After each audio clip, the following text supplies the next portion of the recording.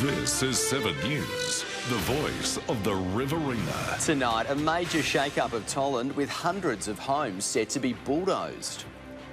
Calls for compensation after a torrential downpour inside Wagga shops. I'm Daniel Gibson. Later on this news hour, a rescue mission's underway after at least one person is killed in a helicopter crash off Japan. And an early Christmas present for mortgage holders. 7 News begins now. Good evening. A Wagga suburb is being completely overhauled. New streets will be built, hundreds of homes will be torn down and hundreds more are on the way. Some residents who've lived in Tolland for decades say they're struggling to come to terms with the major upheaval. Rogue roosters roaming the streets, boarded up houses and a reputation as a criminal hotspot. The Wagga suburb of Tolland is in for a major shake-up. And while there might be a higher crime rate than other pockets of Wagga, the area is also teeming with residents who love where they live and have made the place home for years. Some problems with some people, but for the most part, everyone's been great here. One resident who wants to remain anonymous says she's anxious for the future. She's lived in the same house for 37 years and has just been told it's being torn down so a new street can be built. Well, it's been really stressful for me. I've got really, really bad anxiety and depression, and it bothers me every day. The Tolland Renewal Master Plan has been published, showing that all cul-de-sacs are going to be connected up to create through roads. Hundreds of houses will be demolished and huge sections where homes currently stand are going to be turned into green space and parklands. We either get the option of taking a new house where they're building a new subdivision, or we get to relocate elsewhere. Multiple residents have raised concerns about the streets being connected up. They say hoons on motorbikes are regularly tearing around the area and connecting the streets will just increase the danger. The project will, however, create almost 500 new properties. 270 of those will be private blocks, with around 200 allocated for social housing. Displaced residents have been told they'll be relocated by 2025. Then, it's a waiting game to see if they'll be given access to the new properties. Everything together, it's just a nightmare for me every day. I plan on not moving ever again, but you've got to go where you've got to go. Wagga Councillor Jenny McKinnon is keeping a close eye on the project. She wants to make sure there's enough social housing for both current Tolland locals and some of the 692 people currently on Wagga's wait list. Just a bit concerned about making sure that we end up with at least as much social and affordable housing as we've got now, if not more. Wagga Council is reviewing current community feedback and forming a report on the project. Samantha Costin, 7 News. Thousands of Wagga homes have been plunged into darkness and remain without power tonight after an electrical fault in Gobagombalan. Let's go to Samantha Costa now for the latest. And Sam, where is the repair work being focused? Nick, Essential Energy has located an electrical fault here in Yenda Avenue that cut power to 3,500 homes around 7:40 this morning. The fault is so severe that it still hasn't been repaired almost 11 hours later. The Riverina Anglican College, Charles Sturt University and of course thousands of residents have been impacted. Due to the extent of the damage, specialised equipment was sourced from Dubbo around 1:30 p.m. The estimated time that the power will be put back on is about 10 o'clock tonight, so we do still have a few more hours of darkness ahead, Nick. OK, thanks for the update, Sam. That's Samantha Costin reporting for us tonight. A Wagga business owner is fighting for support and compensation after a recent deluge sent water pouring into her giftware and shoe repair store. Hayley Veach believes the whole disappointing disaster could have been avoided if simple work had been undertaken to safeguard shops in the CBD. It's been the last thing she needs in the lead up to Christmas. Really frustrated, overwhelmed, short-staffed, and then this on top is just really taking a toll. On Saturday, Hayley Veach's shop, Cobbler Road, was flooded. Lots of her stock was damaged, and it's not the first time. Now she's seeking compensation. Why are we losing thousands of dollars in stock and through no fault of our own. Mrs. Veach has been in contact with the real estate agent and landlords, but she doesn't feel enough is being done to help. I'm feeling left in the dark, and we just want some clarity on everything that's been going on. We want to know that the right steps are being taken. Leaves blocking the gutters from some of the trees lining Baylor Street behind me is said to be one of the main causes for flooding for many of these businesses. Regular gutter cleans were meant to be scheduled for Cobbler Road, but it's been revealed that hasn't been the case. Mrs. Veach says she's still confused why this was not flagged. Our commercial manager has been here quite a few times, so they would be aware that this is a common issue that happens. So whether there was an order or not, I'm sure they would see on their books that it's not being done. In response to these questions, Rain and Horn's commercial manager Craig Tate says they're in the process of dealing with a number of roof leaks in the CBD due to the rainfall event, and they will continue to work with owners and tenants to rectify any issues that have arisen. Jacinta Coonahan, 7 News. The federal government will soon have fewer hurdles to jump in delivering the Murray-Darling Basin Plan in full. It comes after the Restoring Our Rivers bill passed the Senate. The bill will remove the cap on how much water the government can buy back from farmers. And that's why my colleague Senator Murray Watt, the Agriculture Minister, is working so closely with the agriculture sector to make sure that we have a strong and productive and profitable agriculture sector here in Australia. The buybacks will be voluntary, with farmers invited to sell their water to the federal government. It's been 5 years since Jackie Quinlivan's husband was killed while working at an Eddamoga paper mill. The shocking deaths rocked the region and led to a third death by suicide in the months that followed. Now, the grieving widow has detailed the moments after she heard the tragic news. In a fight for future victims, a wife and mother tells of the day that would change her life forever. And the phone rang and the lady came in and she said, somebody is on the phone for you. And I said, can you just get their number, I'll call them back. And she said to me, it's Mick, Lyndon's father. Lyndon Quinlivan and Ben Pascal worked at the North Cascoog paper mill. A sudden emergency at 1 p.m. and the pair were rushed to hospital. When we did get to see him,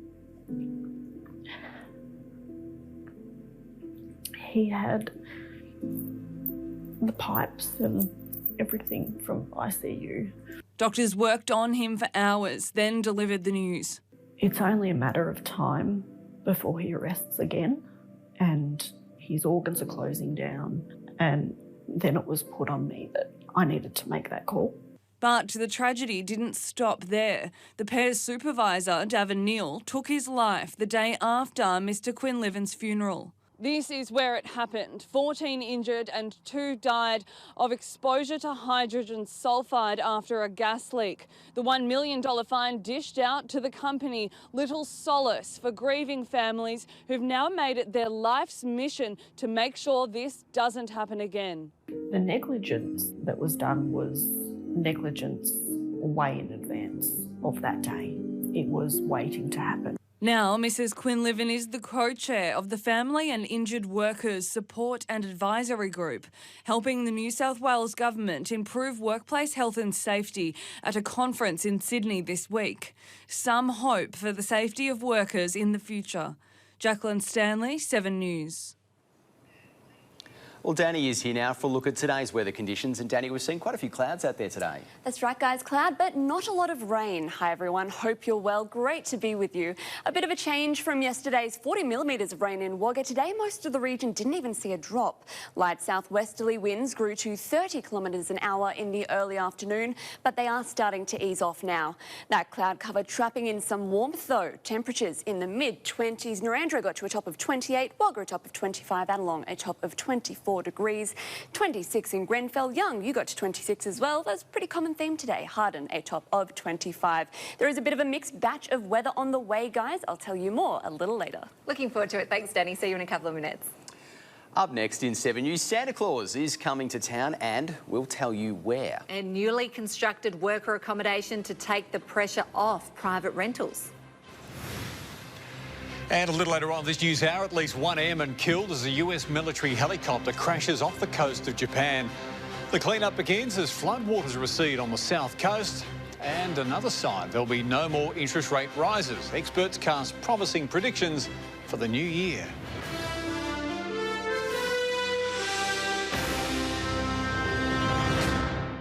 A small town to Wagga's west is set to accommodate thousands of construction workers over the next few years. Camp Lockhart has been built to ease pressure on our housing market by keeping transient workers out of private rentals. More than 1,500 construction workers are headed to the Riverina as Transgrid's Energy Connect line makes its way from Wodonga in South Australia through to Wagga. Those workers need somewhere to live, so a new campsite has been built in Lockhart. So it's basically its own little town, right? So 190 rooms, fully self-contained with all the necessary facilities here for your washing and your health and your food. The majority of workers are fly-in, fly-out, working on a 3-week-on, 1-week-off roster. The whole point of this campsite is to give them a home away from home and reduce travel fatigue. Oh, well, I'm from the Gold Coast, so it'd be a hell of a commute to get from down here.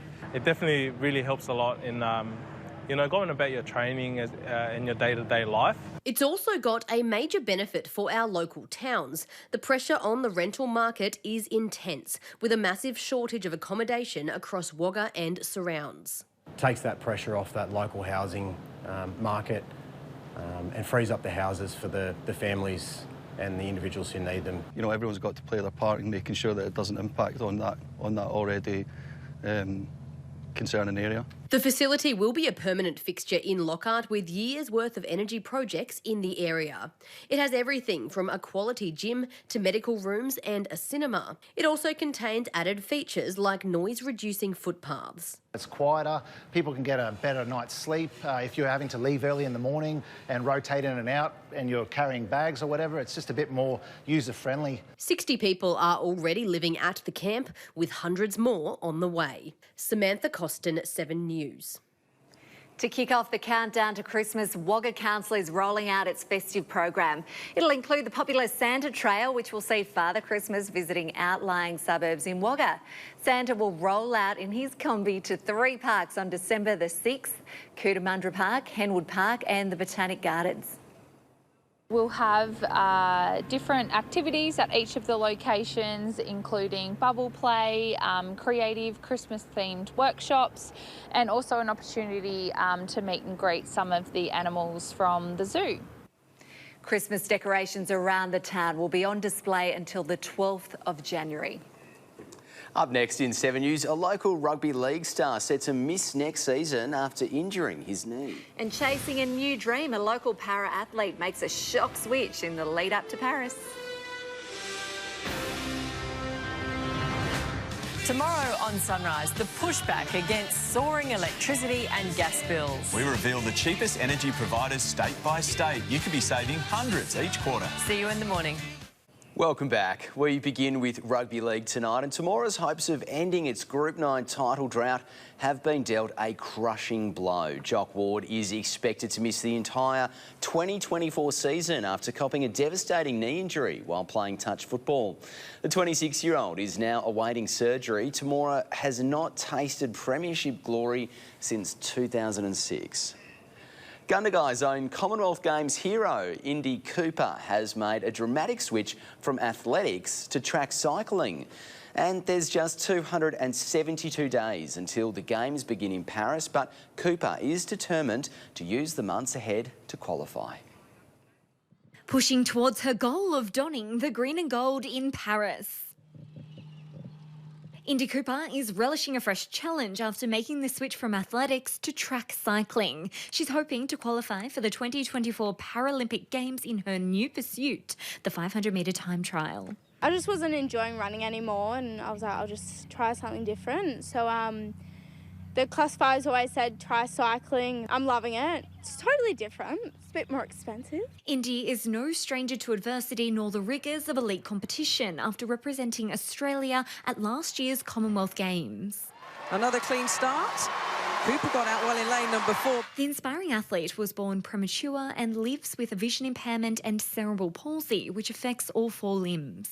We've also found out that I've got ataxia now. So that's another thing to add to the list. But yeah, so I'm a C3 and I should stay that until I'm retired. A shot at Paris would be a dream come true. It would mean a lot, you know, to represent my country, to represent the Riverina, to represent Gundagai. I'm doing my gym and I'm doing everything to help my body get there, and I feel like it is capable of me. I can do it. Indy hopes to line up at track nationals later this month, but wet weather is hampering her preparation. 2024 is shaping up as a huge year. Nationals next year, early next year again.